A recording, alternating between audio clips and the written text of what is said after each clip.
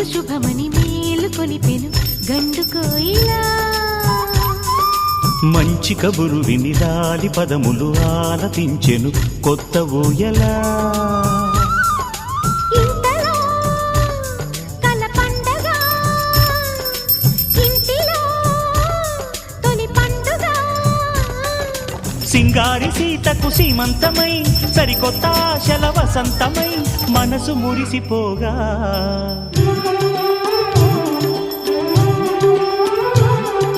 మావి చిగురు తిని నీకు శుభమని మేలు కొలిపెను గండు కోయిలా